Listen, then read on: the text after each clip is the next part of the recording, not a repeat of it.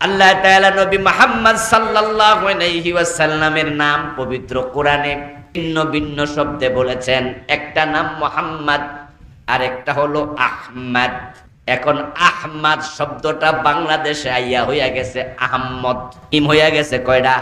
অথচ মুহাম্মদ এবং আহমদ এক জায়গায় দুই মিম, আর এক জায়গায় এক মিম।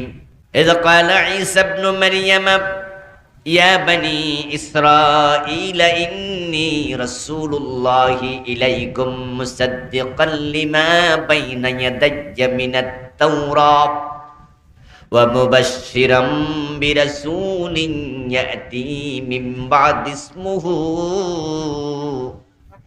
আহমদ। শব্দটা কি? এখানে ডাবল মিম কই ফেললেন? বাংলাদেশের লোকেরা কোরআনের অসংখ্য শব্দকে বিকৃত করেছে। আল্লাহ যা বলবেন, যেভাবে বলবেন, আমরা আল্লাহর গোলাম, আল্লাহর শব্দ সেভাবে বলা উচিত। বিকৃত করার কোনো অধিকার আমাদের নাই। জন্য শব্দ হেফাজত করুন। শুধু শব্দই বিকৃত করে নাই, শব্দের মর্ম পর্যন্ত বিকৃত করেছে। যেমন আল্লাহ যখন আদম আলাইহিস সালামকে বানাবেন, তখন তিনি বললেন ইন্নী জাইলুন ফিল আরদি খলিফা। ফেরেশতারা আমি জমিনে খলিফা বানাতে চাই। বাংলাদেশের লোকেরা টেইলারের নাম দিছে। আদম আলাইহিস সালাম আল্লাহ টেইলার বানায়া দুনিয়া পাঠাইছিল পাবলিকের জামা ছিলানোর জন্য। এটারে কেডা বিকৃত করলো? বিকৃত করার মতো কিছু লোক আছে না নাই? কাজটা ঠিক করলো না বেঠিক করলো? হযরত লোকমান আলাইহিস সালামকে আমরা লোকমান হাকিম বলবো না, বলবো লোকমান হাকিম। হাকিম শব্দের অর্থ হলো পণ্ডিত, জ্ঞানী। পণ্ডিত মানুষ ছিলেন তিনি। এত বড় পণ্ডিত ছিলেন, আল্লাহ তাআলা ওনার পাণ্ডিত্যের কারণে ওনার নামে এবং ওনার বক্তব্যগুলো আল্লাহ সূরা নাম দিয়া উম্মতে মুহাম্মাদীর কাছে নাজিল করে দিয়েছে। এবং এই সূরার মাঝে আল্লাহ তাআলা বললেন ওয়ালাকাদ আতাইনা লুকমানাল হিকমা। আমি লোকমান নামক ব্যক্তিটাকে পাণ্ডিত্য দান করেছিলাম। সুবহানাল্লাহ। আল্লাহর বড় প্রিয় মানুষ তিনি। ওনার জীবনীতে তাফসীর ইবনু কাসির প্রণেতা আলোচনা করলেন। উনি দেখতে ছিলেন কালো, কিন্তু মানুষ ছিলেন বড়ই ভালো, সোনার মানুষ, খাঁটি মানুষ। উচ্চতায় ছিলেন খর্বাকৃতি, ছোট পেটে, চেহারা ছিল ফাটা ফাটা, নিচের ঠোঁটটা ছিল একবারে মোটা, এবং জীবনের প্রথম দিকে ছিলেন কৃতদাস। ওনার মনিবের ছাগল চড়াতেন। তারপরে জীবনের এক পর্যায়ে গিয়েছিলেন কাঠ মিস্ত্রি, কার্পেন্টার, ফার্নিচার বানাতেন। কিন্তু আল্লাহ তাকে এমন এলেম দিছে, হিকমত দিছে, বনী ইসরাইলের যুগে হযরত দাউদ নবীর সময় দেশের তিনি প্রধান বিচারপতি হয়ে গেছেন। তাফসীর ইবনে কাসির প্রণেতা লিখেন, হযরত লোকমান আলাইহিস সালাম এত মহাপণ্ডিত মানুষ ছিলেন।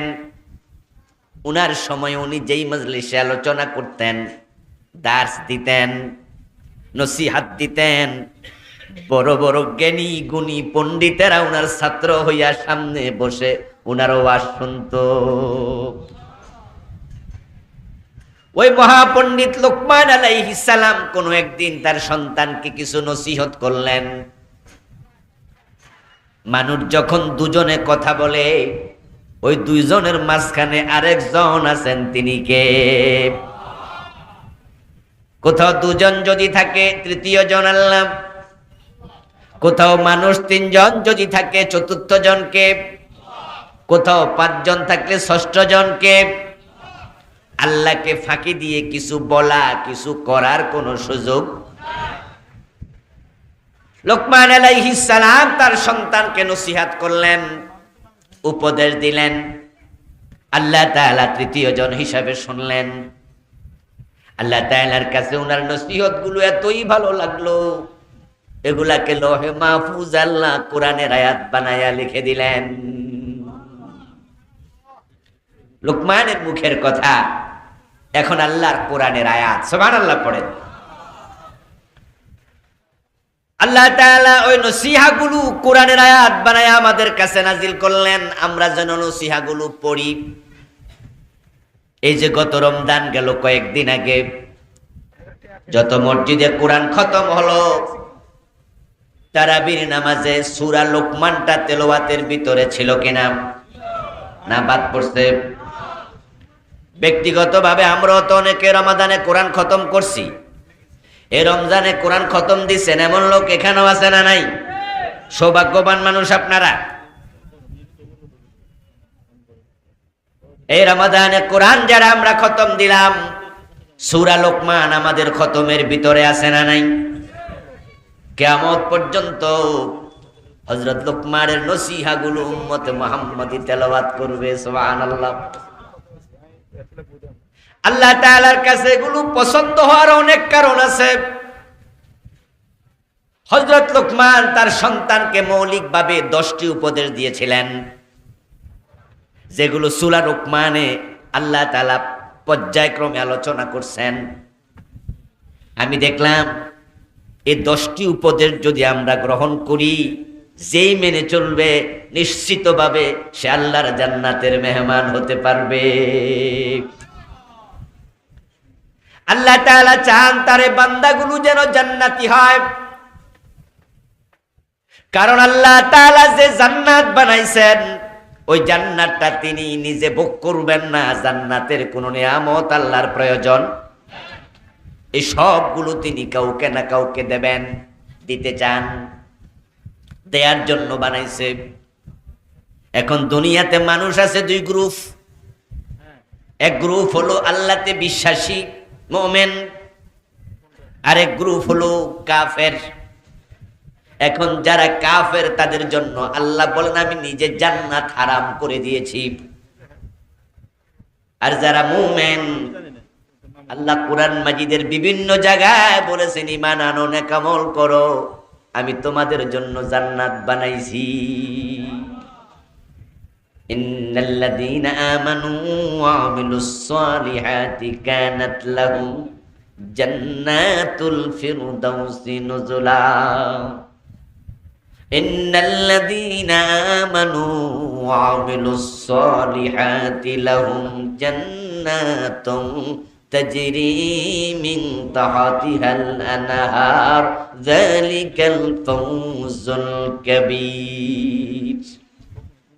যারা ঈমান এনেছে আল্লাহ তাদের জন্য জান্নাত বানিয়েছেন। এবার আপনাদেরকে আমি জিজ্ঞাসা করব, আপনারা একটু জবাব দিয়েন, ঈমান আনলে দায়িত্ব শেষ না আমল করা লাগবে? এই জন্য আল্লাহ সূরা লোকমানের মাঝে লোকমানের নসিহাগুলো নাজিল করেছেন। ঈমান আনলে চলবে না, আমল করো। লোকমান তার সন্তানকে আমলের কথা বলেছে, চমৎকার কিছু কথা বলেছে, সেগুলো আমরা যদি মানতে পারি আমরাও জান্নাতি হব ইনশাআল্লাহ।